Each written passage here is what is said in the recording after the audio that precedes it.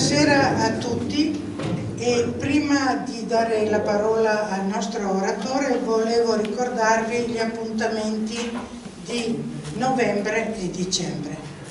A novembre il colonnello Cadeddu parlerà La donna nella Grande Guerra e nel mese di dicembre la sottoscritta farà una conferenza su Trotula di Ruggero, una donna medico nella Salerno dell'XI secolo. Questi sono i nostri programmi per finire e concludere l'anno. Adesso darò la parola appunto al professor Nello della Giustina, ecco, che ci parlerà di un personaggio particolare, Giacomo Anselmi, dottore Etrusco Iuris, brevi note extravaganti su Cene del Serravalle nella prima metà del Settecento. Ecco, quindi un argomento particolarmente stuzzicante. Grazie.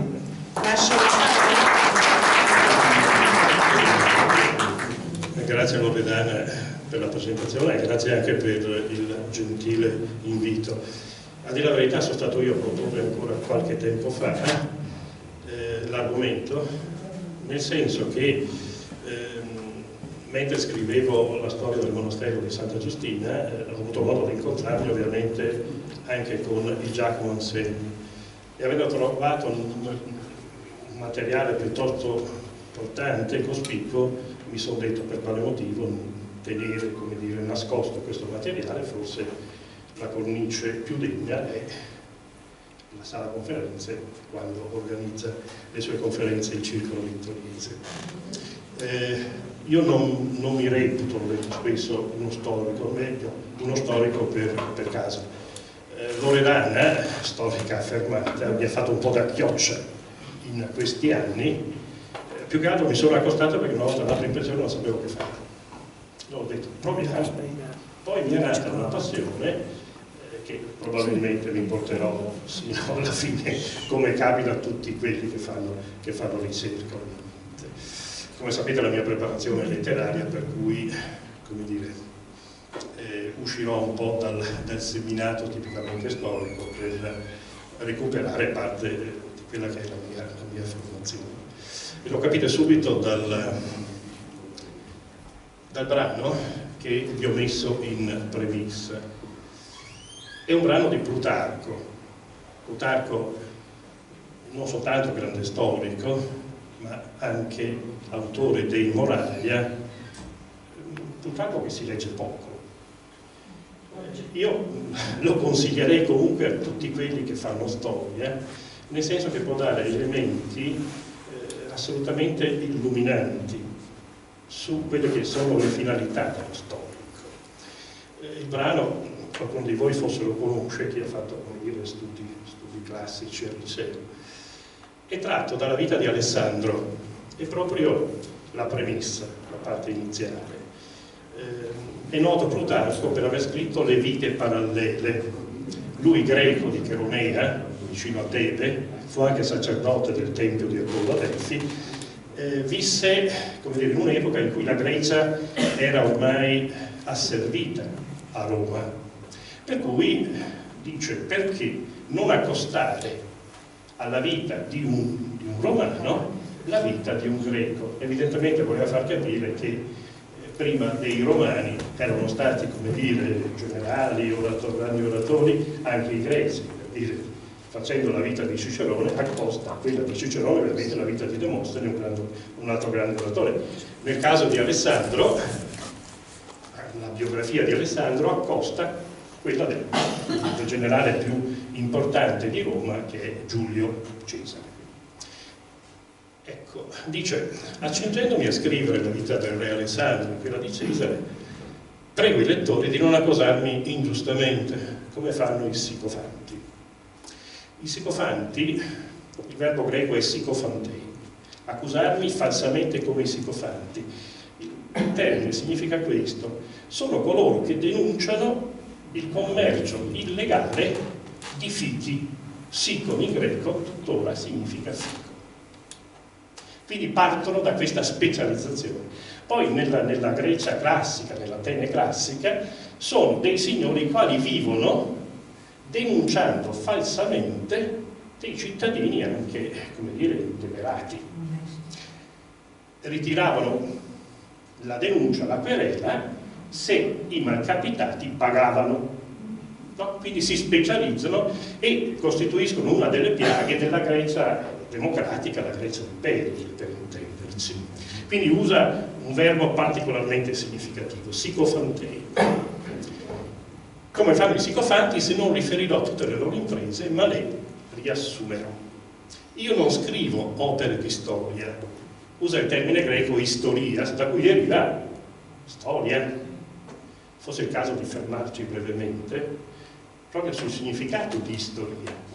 La prima attestazione del termine nella variante istor, testimone, oculare, è addirittura in Omero. Quindi fare storia cosa significa? Significa vedere con i propri occhi i fatti. Ed è, come dire, questo elemento alla base del fare storia. In quell'istorias dovete vedere la radice del verbo latino, video, del nostro vedere. Quindi fa storia chi vede, chi fa un esame, come dire, autoptico dei fatti storici. Ma vite, non solo attraverso le gesta più eclatanti è possibile illustrare vizi e virtù, ma spesso un piccolo particolare, una battuta, uno scherzo riflettono il carattere di una persona, meglio di battaglie, con migliaia di morti, o di schieramenti imponenti o di assedi di città. Quindi vedete che si differenzia, no? dal tradizionale fare storia. Come i pittori colgono i tratti del carattere dal volto e dall'espressione degli occhi, trascurano le altre parti del corpo, così mi sia concesso piuttosto di insinuarmi, il verbo che usa significa di cambiare veste, in modo tale, una volta camuffato, di insinuarmi nelle esperienze, nelle vite degli altri, a cogliere i segnali che esprimono l'anima e attraverso questi dare un'immagine della vita di ciascuno, lasciando ad altri la grandiosità dei combattimenti. Rispetto a Plutarco io sono meno fortunato, nel senso che non ho né Alessandro né Cesare, ho Giacomo Anselmi di Serravalle, che comunque è un personaggio, come vedrete, di un certo spessore. Giacomo Anselmi, doctor Lutriusque Iuris. Io parto dalla morte. Partiamo dalla morte. 21/01/1755. Aveva 79 anni. Le conclusioni le faccio all'inizio, perché poi alla fine siete tutti stanchi e non siete più ricettivi. Di solito la soglia di attenzione è fino a 45 minuti. Si conclude un'esistenza ricca di soddisfazioni professionali, di gioie familiari, resa amara da un fatto che valse a renderli penosi negli ultimi anni. Sapete, molti di voi sanno a cosa mi riferisco. La fuga della figlia dal convento di Santa Giustina con tutto quello che poi si innesca. Cioè fa notizia l'uomo che morde il cane, non fa notizia, come dire, non fa notizia il cane che morde l'uomo, e quindi è famoso, forse è per questo che io sentivo un debito nei confronti di Giacomo, è famoso più che altro per aver avuto una figlia ribelle, ma lui ha, come dire, espresso nella sua vita professionalità tale da essere degno, diciamo, di nota. Famoso suo malgrado per essere il padre di una monaca ribelle, problematica, amante della libertà delle situazioni complicate e rischiose. Percorrere la sua biografia, oltre a rendere onore a un percorso professionale di tutto rispetto, può servire a far luce su un periodo, e qua vengo a quello che forse interessa di più, su un periodo di storia cittadina poco frequentato, anche se di grande interesse, ricco di contraddizioni, espressione di un mondo paludato ormai alla fine. Seguire le tappe della sua carriera professionale equivale a capire gli intrecci strettissimi, e questo è un aspetto secondo me degno di nota, tra la sfera ecclesiastica, tutti loro sanno che in quel periodo qui a Ceneda c'era il vescovo Conte che amministrava, come dire, la contea di Ceneda e la vicecontea di Tazza. Seguire le tappe della sua carriera professionale equivale a capire gli intrecci strettissimi tra la sfera ecclesiastica e la politica amministrativa, gli equilibri gli interessi economici che reggono le componenti alte della società genovese e seravallese. Anche l'uso di una lingua ufficiale che risulta aulica. Poi leggerò qualche brano delle lettere sia del vescovo De Luca sia del vicario Anselmi, eccessiva nell'aggettivazione, a volte untuosa, è la cartina di tornasole di un mondo ripiegato in se stesso, nel quale la sincerità non è la dote principale, visto che l'intrigo, i complotti di palazzo sono all'ordine del giorno, gli appoggi dei potenti, le amicizie tra famiglie dello stesso centro valgono più dei meriti personali. Qualcuno forse dice non è che nel frattempo le cose siano cambiate. L'apparire vale molto più dell'essere, il successo professionale ed economico valgono più degli affetti familiari. Sì, ho messo questa annotazione perché vedrete che l'atteggiamento che lui ha verso la figlia, per quanto ribelle, non è un atteggiamento, come dire, paterno, e del diritto individuale a esprimere le proprie inclinazioni personali. Tito Livio, lo storico paterino, cercava sollievo, lo dice nella prefazione della sua opera Urbe Condita, cercava sollievo dalla società contemporanea, quella augustea, nella storia dei primi secoli di Roma. Se noi dovessimo cercare riparo dal fastidio che la nostra può in noi far nascere, non sarà certo salvifico rifugiarci nel Settecento italiano, mostrando che è la stessa cosa. E procedo velocemente perché il materiale è notevole. Allora, collochiamo la famiglia Anselmi. Voi tutti avete riconosciuto la torre dell'orologio, la torre di San Lorenzo, quell'edificio accanto che in parte è comunale, mi sembra ora, no? Era la casa degli Anselmi. Non ho fatto, come dire, una ricerca approfondita, però credo di poter dire che già nel 600, fine 600, qui abitavano gli Anselmi, che originariamente erano dei pellicciai. Vi riporto adesso l'albero genealogico, quale ho trovato nelle buste. Vi sono 3 buste conservate in questo archivio, abbastanza, come dire, singolare, no? Che vi sia tutto questo materiale per la famiglia Anselmi. Famiglia Anselmi che indubbiamente era importante all'epoca.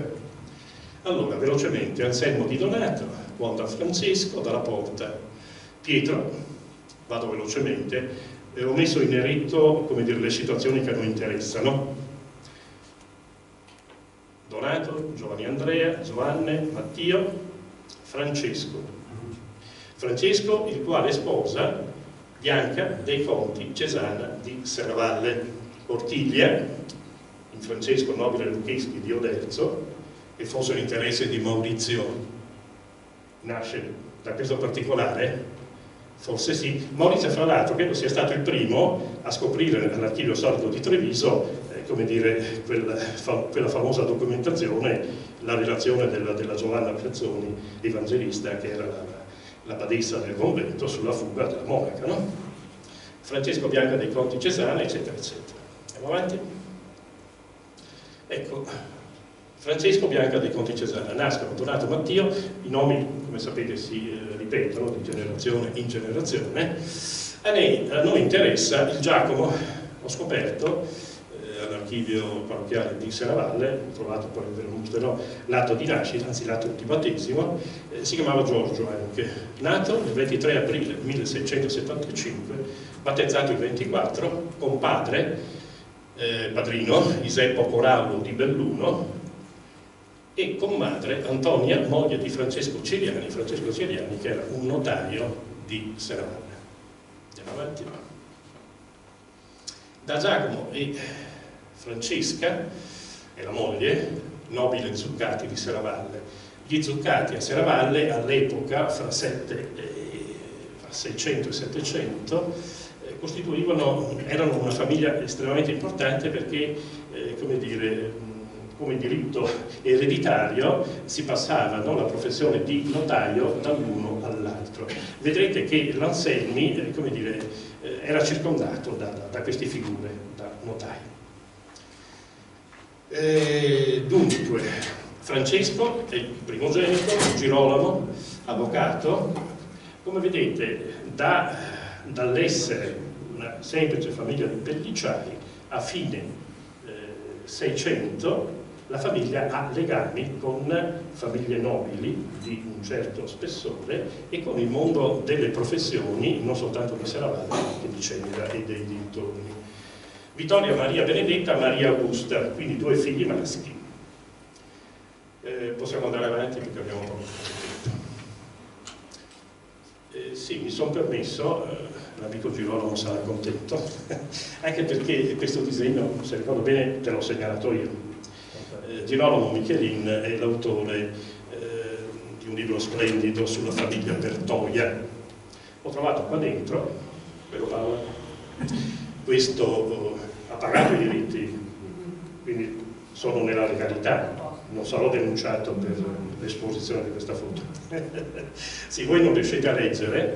Comunque l'acquerello è fatto da Bernardin Bertoia, che era un pubblico perito agrimensore, ma qua abbiamo anche un rappresentante degli agrimensori, 1, 2, quindi platea ricca, ed è, come dire, il capo è splendido. Gli agrimensori sono splendidi. Quelli di Serravalle sì, quelli di Ceneda un po' meno. Così non provoca più, Il disegno è splendido e, come dire, è testimonianza della proprietà che gli Anselmi, siamo nel 1660, se ricordo bene, avevano nell'area che sta fra l'ex convento del San Girolamo, la strada che porta verso Olario, per intenderci, quindi credo area Fenderl e terreni adiacenti al monastero di San Girolamo. 2 delle figlie erano educande, delle figlie di Giacomo Anselmi, educande proprio a San Girolamo. Sarebbe bello che qualcuno si cimentasse nel fare la storia del San Girolamo. Assessore? Sì, vero. Bene, andiamo avanti. Allora, la madre Bianca, sì, resta vedova, la madre di Giacomo Anselmi, e in seconde nozze sposa Lorenzo Fusari, quindi ci trasferiamo a Ceneda, e mi fa un po' specie scoprire che nel 36, seduta del 29 luglio, quando Giacomo Anselmi è vicario in temporalibus della diocesi, viene, come dire, eletto ad avvocato della comunità proprio il nipote, no? Il nipote Fusari. Ecco, vorrei che questa conferenza fosse, come dire, anche problematica, vorrei, se mi consentite, suggerire anche dei percorsi. Cioè, trovo che sarebbe estremamente interessante approfondire un aspetto dell'amministrazione pubblica di Ceneda, l'aspetto legato ai vicari. A volte c'erano, come dire, i vicari generali, erano religiosi, quasi sempre arcidiaconi, capi del capitolo della cattedrale, che però erano laureati anche diciamo in giurisprudenza, e quindi erano anch'essi dottori utriusque iuris, quindi sia in diritto civile sia in diritto canonico. Però molto spesso i vescovi ricorrevano a laici, ne vedrete alcuni. Mi sembra che ancora questo aspetto non sia stato approfondito da nessuna ricerca, mi permetto di suggerire. Dagli atti vicariali che abbiamo osservati qua dentro, ecco, troviamo per dire dei personaggi che sono persone di fiducia dei singoli vescovi. Per dire, ho trovato che il Francesco Moscardini, vicario generale doctor utriusque iuris, quindi è un monsignore, è vicario per dei periodi lunghissimi, come anche vicario generale un Angelo Giannucci. Non ho avuto modo di approfondire la biografia di questi signori. Poi c'è Giacomo Anselmi, di cui parleremo in modo particolare, che è vicario in temporalibus per 2 tornate. Di solito venivano nominati dal vescovo, dopo San Pietro, dopo il 29 di giugno, perché da lì partiva il rinnovo delle cariche. Quindi lo troviamo fra il 21 e il 22, torneremo poi su questo aspetto, e mi sono permesso di sottolineare che gli subentra Pietro Maria Suarez, che poi incontreremo come vescovo di Feltre, per farvi capire come il Giacomo Anselmi fosse, come dire, ben inserito nella società, diciamo, alta cenedese. Va bene, ce ne sono altri, velocemente, Serena. Ecco, beh, un'altra figura molto importante, Basilio Alberto Piazzoni, che però è vicario generale. Mi sembra che la sua tomba sia, non vorrei sbagliare, accanto alla chiesa di Sant'Andrea, all'esterno, no? Trascurata di la verità, mentre invece è stato un personaggio importantissimo. Giacomo Zuccati, vedete la famiglia Zuccati, di solito si rivolgevano ai seravallesi, forse perché non si fidavano, o non si sono fidati in certi periodi, i vescovi dei cenedesi, per i motivi che vedremo successivamente. Per dire una figura molto importante è Giambattista Perugini, della famiglia di Meschio, vicario in temporalibus, parte nel 1737 e, secondo me, ininterrottamente, è che ho messo le date che ho trovato negli atti vicariali che trovo qua in archivio. Ma io penso di non dire cose false pensando che sia stato l'uomo di fiducia del vescovo da Ponte. Quindi fino al 1768, che è l'anno della morte del da Ponte, e con la sua morte finisce anche il potere temporale dei vescovi a Ceuta, come ben sapete. Andiamo avanti.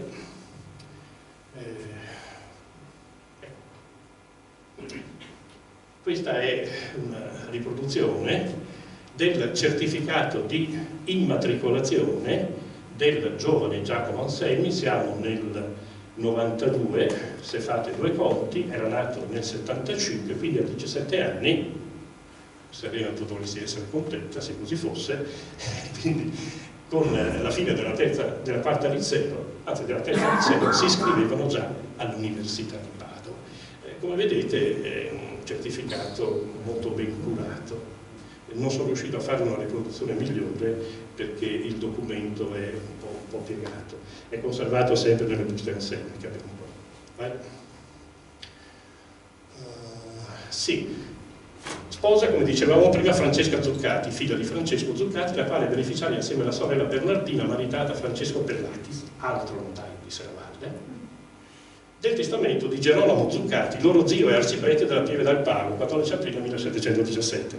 Perché ricordo questo? Perché vedrete che nelle lettere che l'Anselmi manda al vescovo di Feltre, Pietro Maria Suarez, come diciamo noi in dialetto, al Piazza del Morto, cioè non ho soldi, non ho soldi.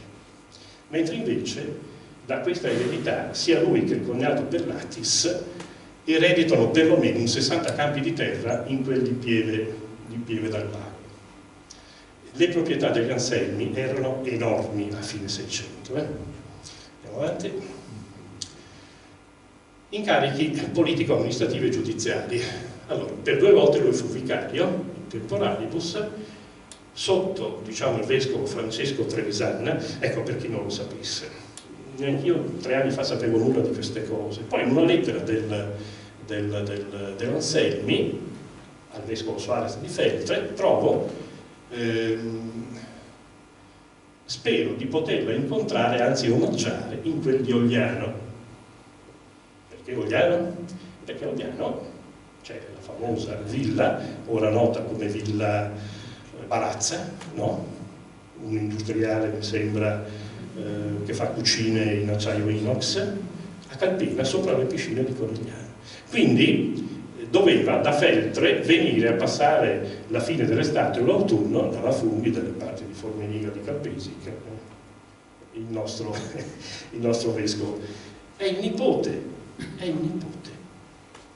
che poi eredita, la famiglia Suarez eredita tutta quella proprietà. Perché? Perché diciamo i Trevisan non hanno più eredi maschi, per cui è la sorella del vescovo Francesco Trevisan di Ceneda che eredita tutta la proprietà. Marchesi Suarez, di origine, come dice il nome, evidentemente spagnola. Allora, mi soffermo poco a parlare della prima esperienza, nel senso che il tempo è poco.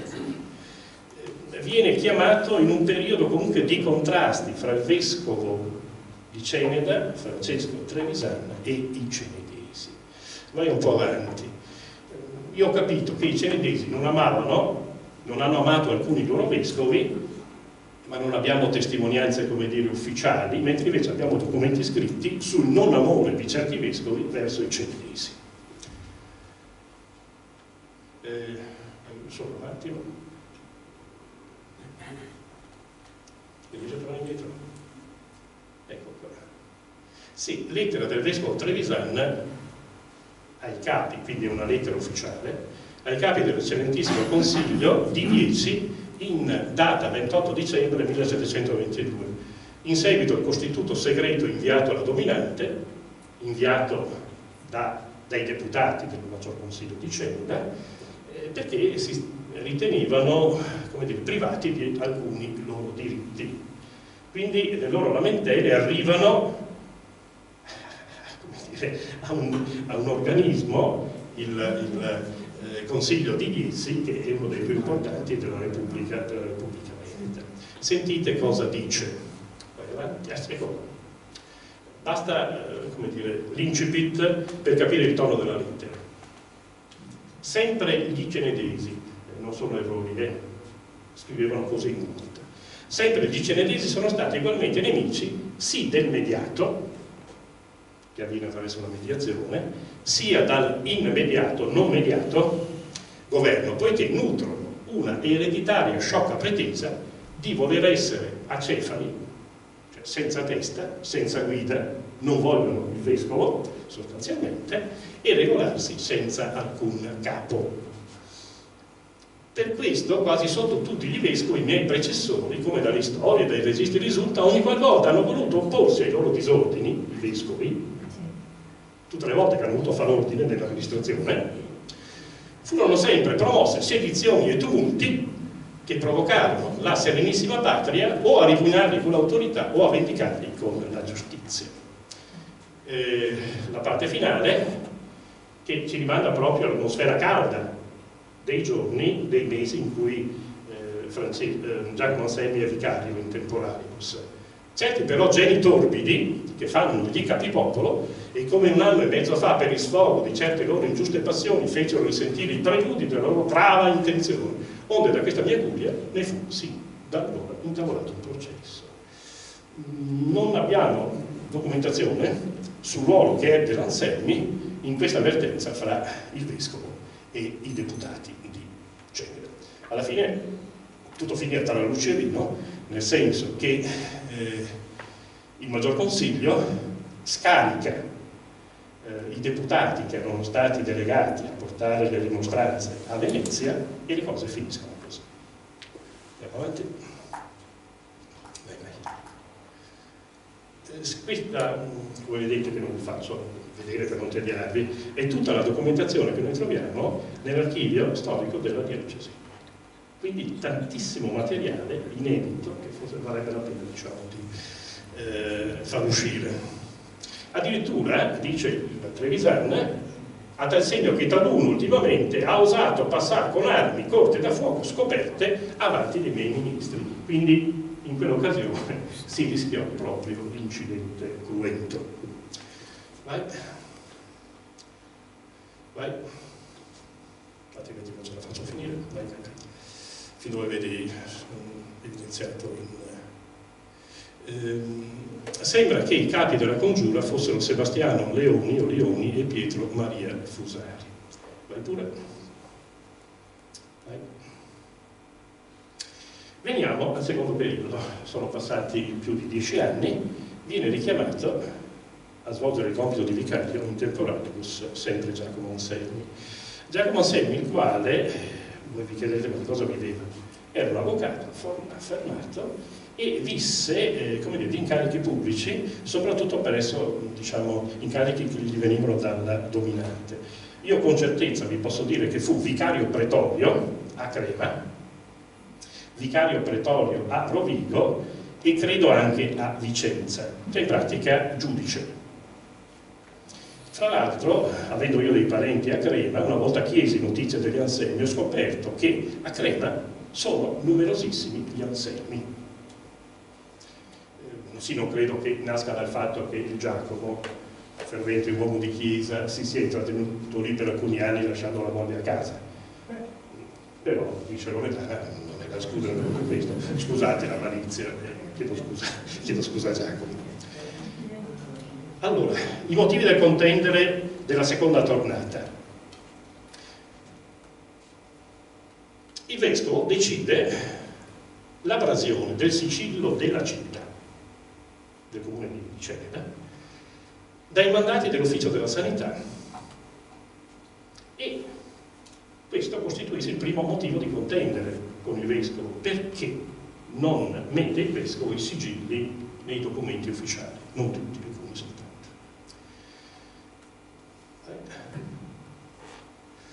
Ecco, in una lettera che manda, a Venezia, fa nomi e cognomi. Questo fa capire, no? A che livello fosse arrivato il contenzioso. Quelli che hanno il maneggio, che si fanno principali in tutto, sono Pietro Fusari, che abbiamo già trovato col vescovo Trevisan, se ricordate, Claudio Piccoli, attuali deputati, e Sebastiano Lioni con Girolamo Melsio, persone per natura e per fatti portate al torbido della sedizione. Quindi li denuncio. Alcuni di loro sono segnati anche a questo tremendo tribunale.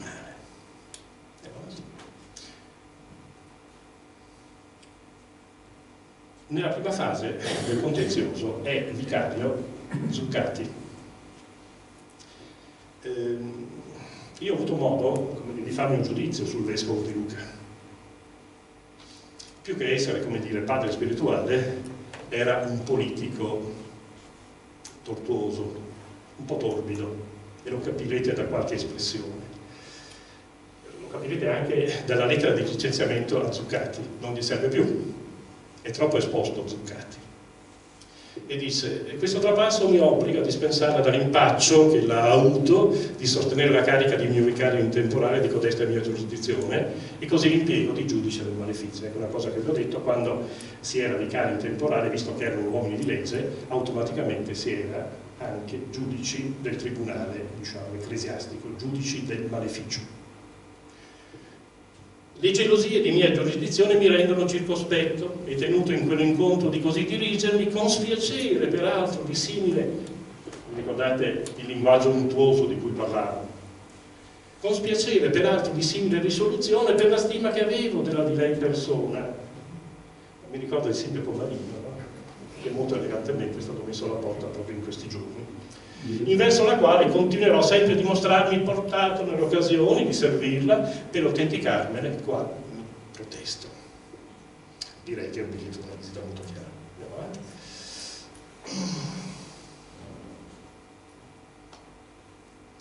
Questa è la lettera, di investitura a Giacomo Anselmi, quindi subentra l'Anselmi a Zuccati, i due si conoscevano, si eravamo entrambi.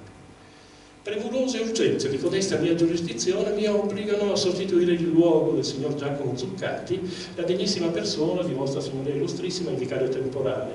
Questo incarico si compiace di riceverlo per solo motivo di favorirmi, tanto più che resterà quanto prima sollevata con la nuova provvista che farò in breve, sapendo di lei impegni e non essere portata naturalmente a tale imbarazzo. Una prima nota che ci fa capire che l'Anselmi doveva essere una persona che amava condurre la tranquillità più che la lotta. La situazione, questa è nota mia, si fa complicata la primavera successiva, quando i consiglieri esigono, quindi nel 36, come da statuto, che il vicario presti giuramento, si noti che al suo insediamento il De Luca, ho trovato il documento, aveva giurato sugli statuti cittadini. Apro una breve parentesi. Qualche mese fa, approfitto anche della presenza dell'assessore, qualche mese fa abbiamo avuto qua la presentazione della pubblicazione anastatica degli Statuti di Tarso, no? Iniziativa, come dire, splendida indubbiamente. Visto che noi abbiamo delle copie, una sta nella biblioteca del seminario, abbiamo qua la bibliotecaria, e un'altra, se ricordo bene, ce l'hai tu? Ecco, quindi abbiamo le copie. Io così nei momenti liberi ho dato un'occhiata, sono interessantissimi. Mi risulta che il sindaco di Conegliano, quando arrivano ospiti illustri, dia la copia degli Statuti di Conegliano ristampata. Sarebbe bello. Si fa complicata la primavera successiva quando i consiglieri esigono che il vicario Anselmi giuri sugli Statuti, pena l'invalidazione di tutti i suoi atti anche per quanto riguarda l'amministrazione della vicecontea di Tarso, perché in contemporanea il vicario di Celida era anche viceconte di Tarso, aveva l'amministrazione di Tarso ovviamente, ed era, come dire, amministrava la giustizia anche da quelle parti. La situazione è pesante, perché? Perché i deputati di Celida decidono di avviare un'azione legale e fanno arrivare la denuncia, la querela, presso il Consiglio dei 40. Dalle lettere, dal carteggio, di cui vi darò qualche assaggio, fra il De Luca, il quale è costretto a scappare via, oppure non ce la fa più a convivere con i cenedesi, scappa via e per un periodo se ne sta a Venezia. Alcune lettere vengono da Montefasolo, che mi risulta essere una meno località dei Colli Euganei. Forse i De Luca avevano, come dire, una villa da quelle parti. La cosa che per me è stata interessante è scoprire che nell'archivio della biblioteca civica, non vi riporto i testi perché non ho pagato i diritti e quindi sarei denunciato dalla Paola da Grava, abbiamo tantissime lettere che il De Luca manda all'Anselmi, mentre invece nell'archivio della diocesi abbiamo le lettere che l'Anselmi manda al De Luca. Aprile, maggio, giugno, agosto, in 4 mesi io penso che si siano scritti anche 2 volte alla settimana, quindi un malloppo di lettere così. Vi do un assaggio sopra. Cosa teme il De Luca? Teme che si arrivi a sentenza contro la sua amministrazione della città.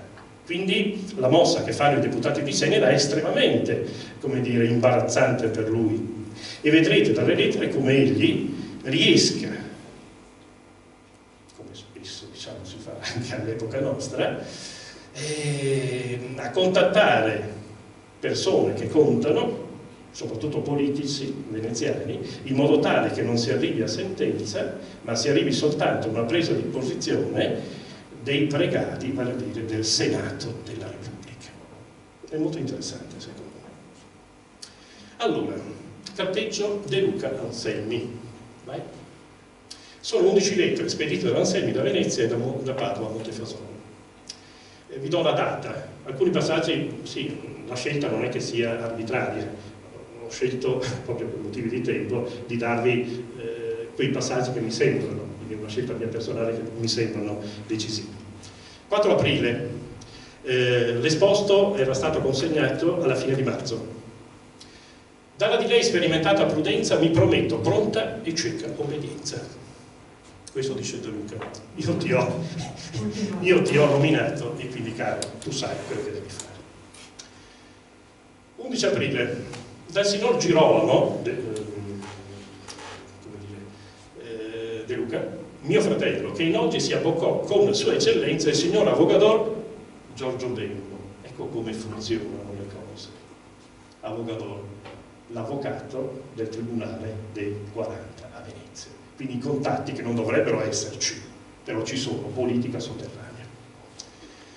Vengo avvertito di essere stata rilasciata dall'eccellentissima Quarantia lettera di intimazione a lei a vedersi a levare la pena, a comminare la pena, e qua la somma non c'è, però rischiava l'Anselmi una multa di 500 ducati che all'epoca non era cifra di poco conto.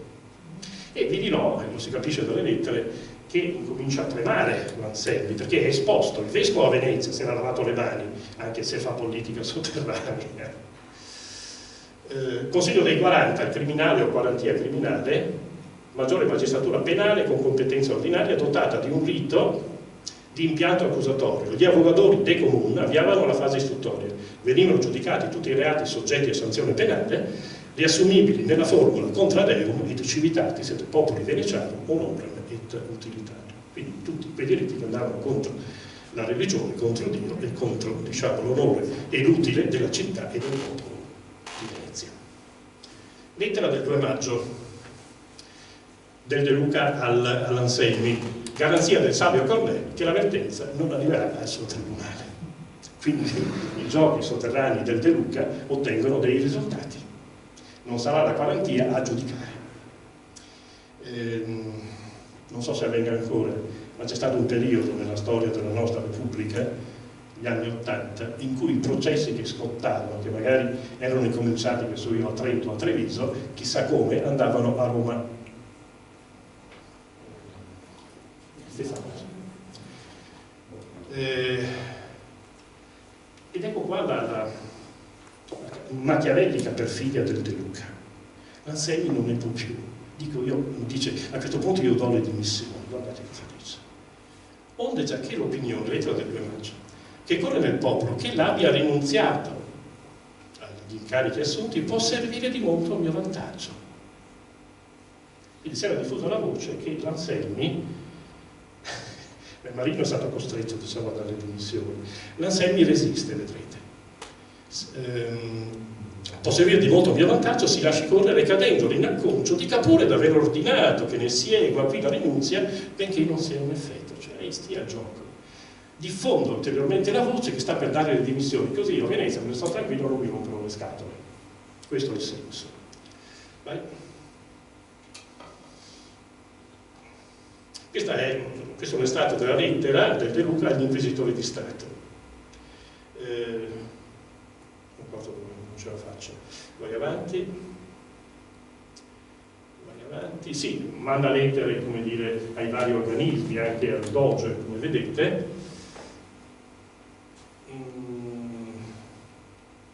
Questa è una lettera in cui tranquillizza del 12 aprile De Luca, sta tranquillo che io mi sto muovendo a Venezia, vai ancora.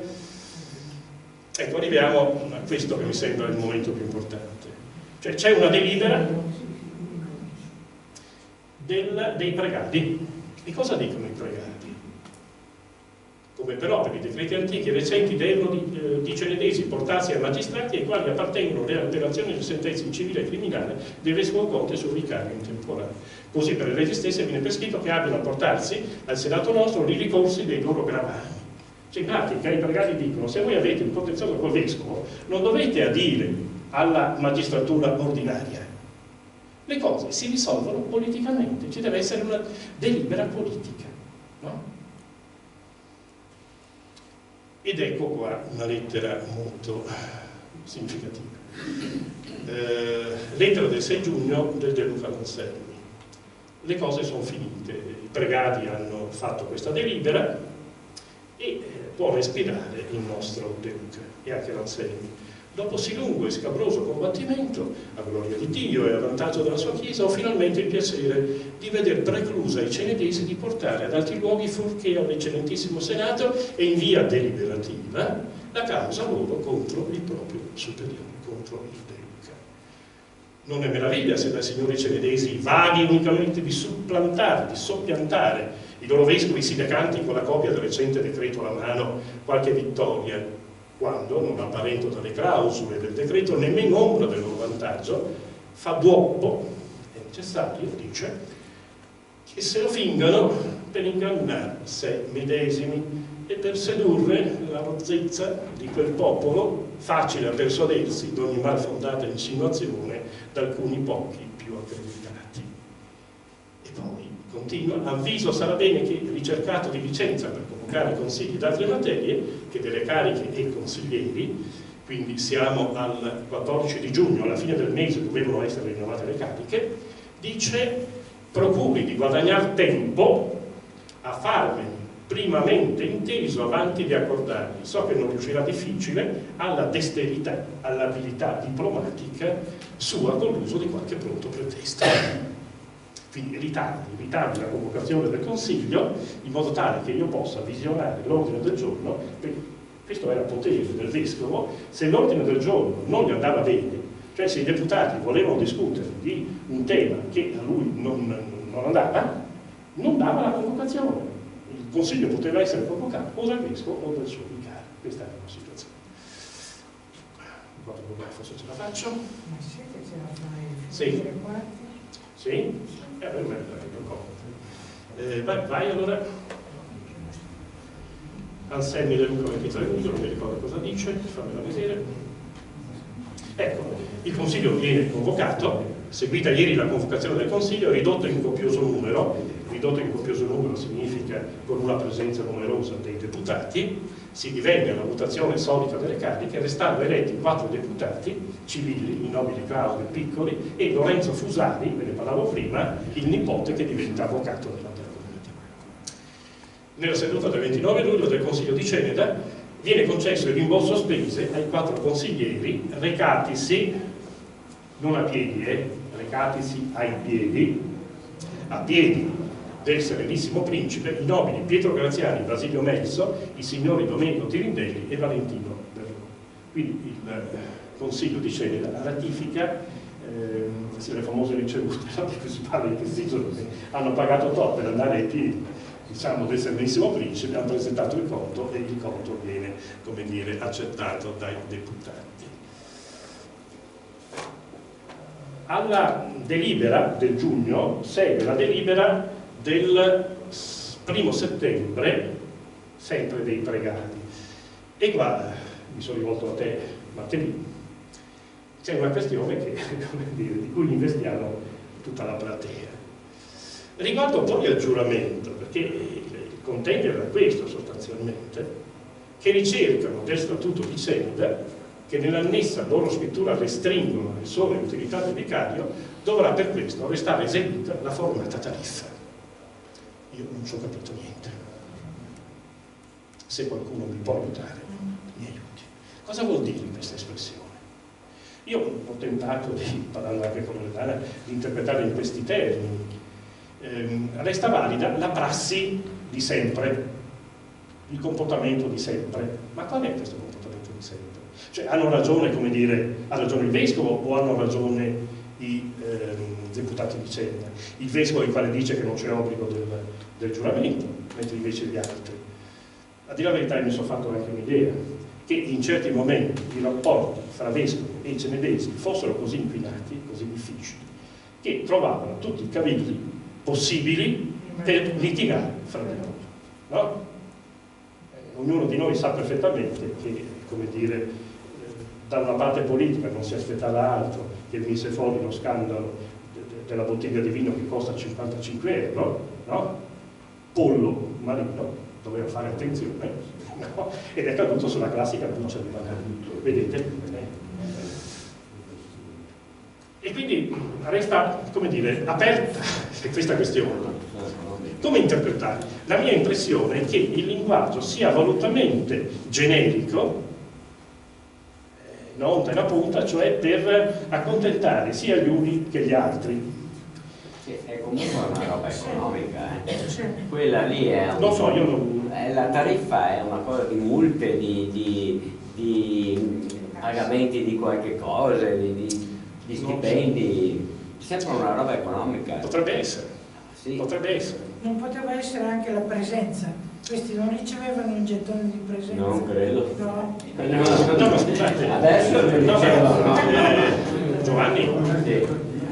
guarda il contesto.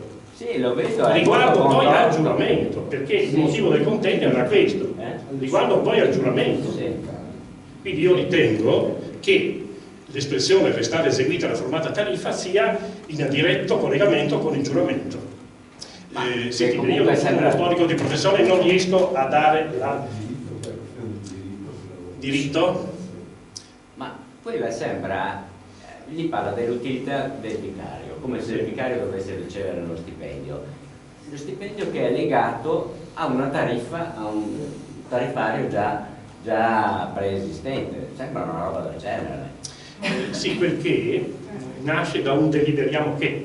Certo. Sì, perché che sta prima, che sta è prima. quella di un anno prima, di 2 anni prima. Vabbè, io, come dire, lascio, Sì, per sì, me è ancora bisogna leggersi sì, tutto leggere tutto il esattamente. contesto, il documento è molto complesso, eccetera. Io non ho trovato comunque nelle due delibere dei pregati nessun passaggio chiaro sulla questione. Però alla fine della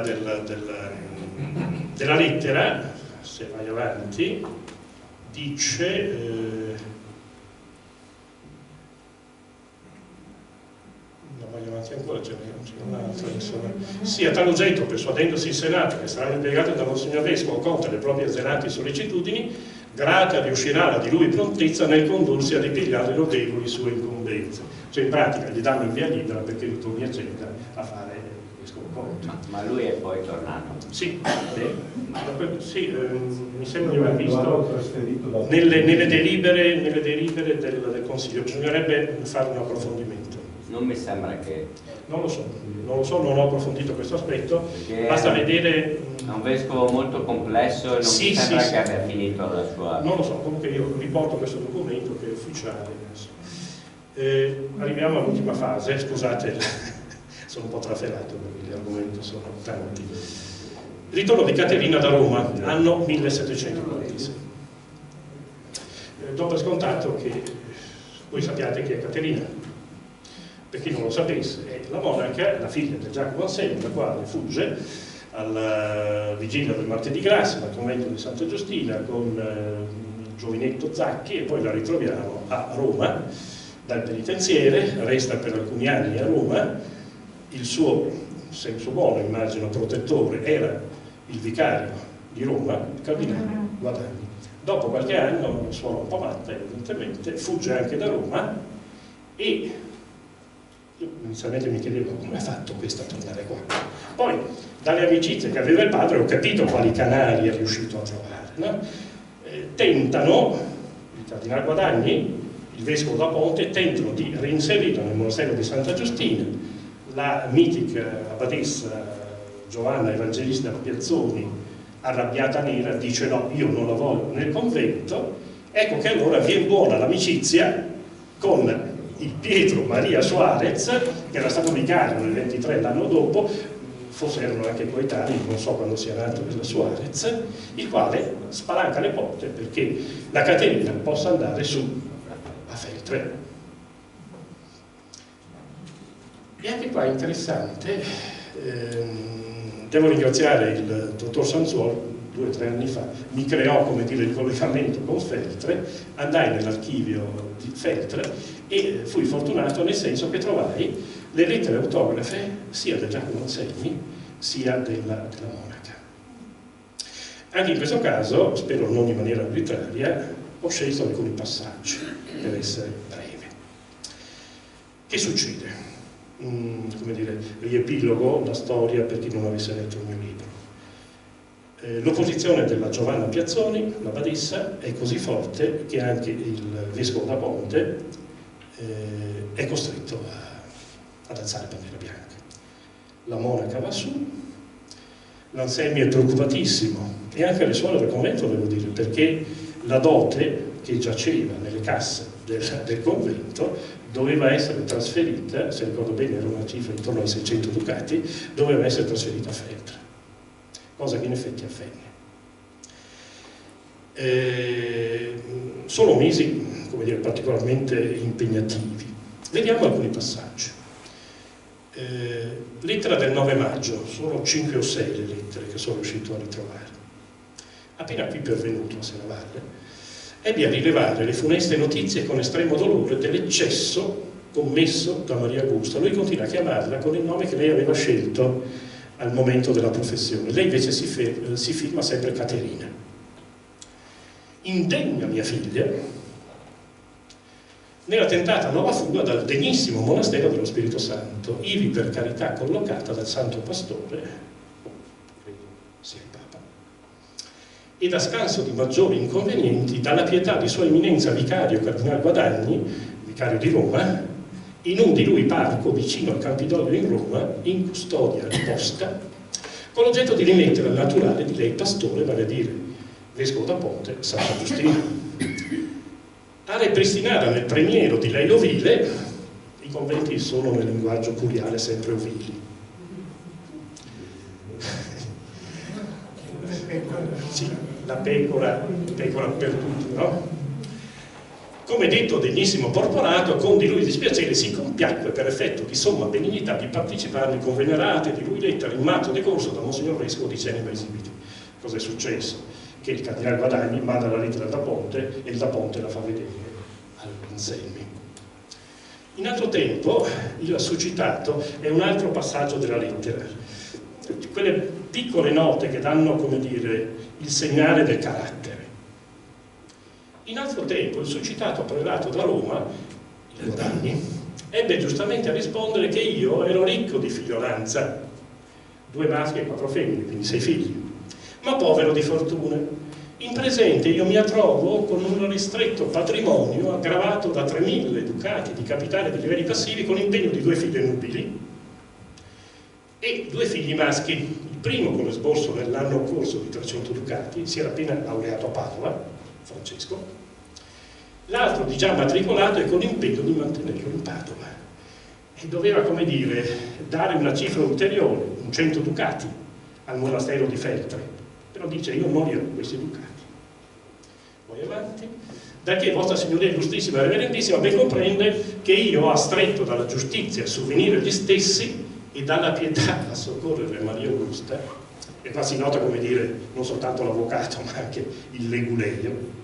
Guardate il passaggio che è sublime secondo me.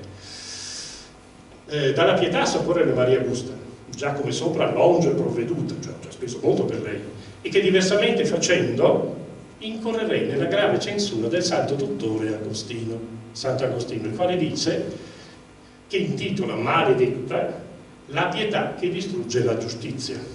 A dire, se io spendo tutti i soldi che ho per Maria Augusta, non ho più soldi per mantenere gli altri, quindi la pietà verrebbe ad essere prevalente sulla giustizia, ma in questa maniera andrei contro quello che dice Sant'Agostino ed è peccato. Credo che le parole siano molto. Lettera di Caterina del 23 maggio, ho messo soltanto questo passaggio, quindi è di qualche giorno dopo. Evidentemente la lettera del padre sarà stata fatta conoscere a Caterina. Dice, io peraltro sono poco contenta, mentre per ora non mi hanno mandato altro che ciarla. Si capisce che il rapporto fra padre e figlia non esisteva assolutamente. L'unica preoccupazione dell'Anselmi è di mantenere il suo figlioletto. Lettera dell'Anselmi del 26 maggio. Ritorna a più riprese, no, su questa presunta povertà, le quali ristrettezze di mia povera e presente condizione, con gli impegni quali accennati, di provvedere per anche 2 altre avanzate mie figlie nubili, e quel che di più gli sarà stato a voce umiliato in mio nome dal signor arciprete di Santa Giustina. Il contratto fra il convento di Feltre e quello di Santa Giustina viene, diciamo, fatto dall'arciprete di Santa Giustina, e poi l'arciprete di Serravalle, perché allora Santa Giustina, diciamo, dipendeva da Serravalle, non era neppure curazia, in cui si trova la profligata mia casa tutto ciò, quel poco, sentite a che punto arriva, tutto ciò, quel poco di biancheria usata potrà l'amore materno spedirle alla figlia, non mancherà con prima occasione di effettuare. Cioè questa figlia che non ha di che vestirsi perché è fuggita da Roma, no? Dice, sì, se mia moglie riesce a trovare un po' di biancheria usata, io la mando. Lettera del 4 agosto è l'unica lettera in cui perde le staffe, e secondo me le perde perché non è più il caso, diciamo, di nascondere quelli che erano i suoi sentimenti. Ormai diciamo, il contratto è stato fatto, Caterina se ne sta più o meno tranquilla, non in un grande convento, era il convento più povero di Feltre, quindi viene punita ad essere messa là. Tant'è vero che di lì a qualche decennio quel convento viene soppresso non da Napoleone ma dalla Repubblica Veneta, perché non è in grado, diciamo, di mantenersi. Il caso al certo è ben degno di tutto il compatimento, poiché, integro io, da un asilo da eretici, da antichi romani costituito al Confugio universale degli esuli, cioè i romani eretici, hanno, come dire, creato questa istituzione. Vale a dire, chi viene ottiene diritto d'asilo, no? Già i romani avevano pensato a questo. Quindi chi aveva bisogno poteva appellarsi ed essere ospitato. E vie più in Roma, poi cattolica, rinforzato nel caritatevole accoglimento di ogni parte di persone pentite e ravvedute degli errori di Calvino e da altri eresiarchi non meno che dall'apostasia all'ebraismo, cioè il passaggio che era apostasia dal cattolicesimo all'ebraismo e paganesimo, al presente sia stata sloggiata non già una vergine vestale, ma una vera sposa di Cristo, dal centro del cattolichismo, e spogliata di tutto per anche del proprio, per il giro di 2 mesi vagante, se non fosse stato il caritatevole zelo di un santo pastore, l'infelice pecorella al fine sarebbe andata a un evidente rischio di perdersi. Dopo lo sfogo ritorna a quel linguaggio untuoso. Ad esercitare poi gli atti, è l'ultima lettera, ho quasi finito, ad esercitare poi gli atti indispensabili del mio dovere, non è un errore di ortografia. Non so se allora Bacio si scrivesse con 2C. Certo che il correttore automatico del computer continua a segnarmi errori, e ce ne sono tantissimi nel testo. Dice, sì, col baccio delle sagre di lei vesti io sarei costì sino ad ora capitato. Costì vale a dire a Feltre.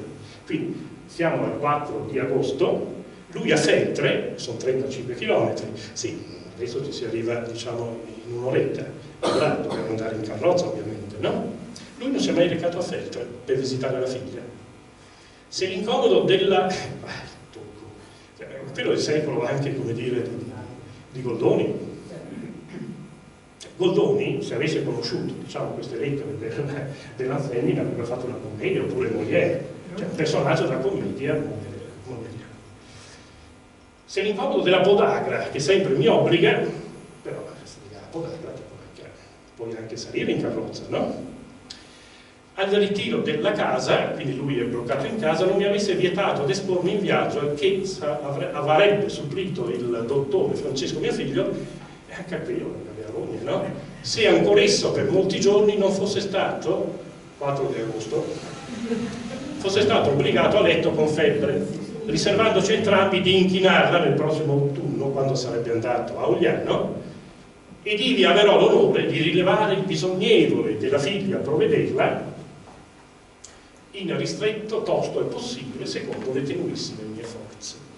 Io intanto con tutto l'ossequio imploro, sì, questo stile lo si trova in tutte le lettere dell'epoca, non è tipico soltanto Franzeni, Io intanto con tutto l'ossequio imploro i continuati effetti delle singolarissime di lei beneficenze a favore di questa infelice creatura, mia figlia, da Dio Signore fatta ricapitare sotto la direzione di sì degno e santo pastore, che ben saprà reggerla e governarla con più zelo e carità che in Roma, specialmente in un sì esemplare chiostro di esemplari e sante vergini, e nel convento più povero di Feltre. Che Dio Signore lei retribuirà della carità la centuplicata mercede, né io, con tutta l'obbligata mia famiglia, non cesserò di porgere fervoroso e preci all'Altissimo per la di lei esaltazione, sì, esaltazione nel senso che l'Altissimo solleva a destini alti il vescovo Pietro Maria Suarez, con che umilmente inchinando le bacio, non è un errore, scrivevo proprio bacio con 2C, le bacio le sacre vesti con tutto il più umile rispetto, professandomi umilissimo, divotissimo, obbligatissimo servitore di questo sia ossequiente, possiamo aver interpretato così.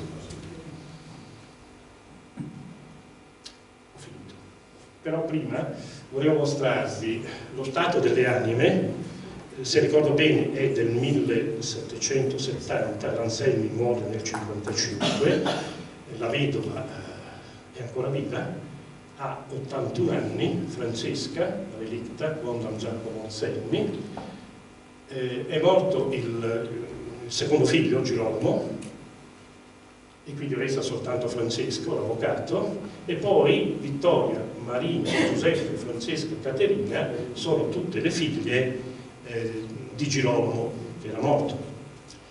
Il solerte prevosto di Serravalle annota anche il numero dei servi.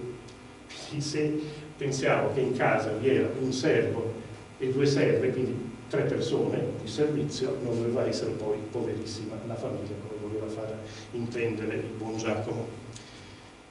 Vai, è l'ultima immagine. Sì, ho ribaltato le cose. Questo è il certificato di nascita, sta alla fine per comodità, nel senso che l'ho trovato sabato scorso, no?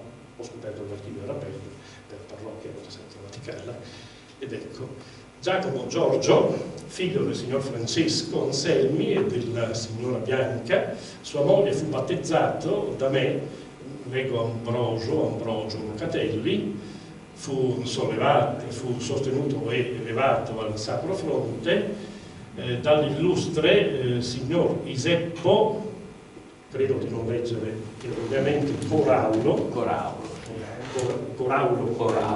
Sì, poi ho scoperto la villa in internet, Buon Pietro di Belluno, e dalla signora Anna Maria, moglie del molto illustre ed eccellente signor Francesco Ciriani. Era circondato, vi dicevo, da notai. Francesco Ciriani è un notaio di Serravalle proprio di quell'epoca. Lì 23 era nato, diciamo, no, era nato il giorno prima, il 23. Come sapete, venivano battezzati molto, anche lo stesso giorno, il giorno dopo. E niente, andavo in internet e non sapevo nulla del Corallo.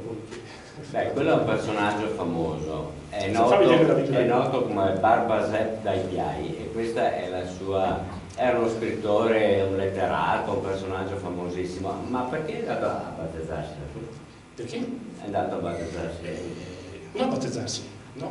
Lui ha fatto da padrino, ha fatto da padrino. Dovevano avere delle amicizie piuttosto influenti, perché i Coraulo sono una grossa famiglia. Sì.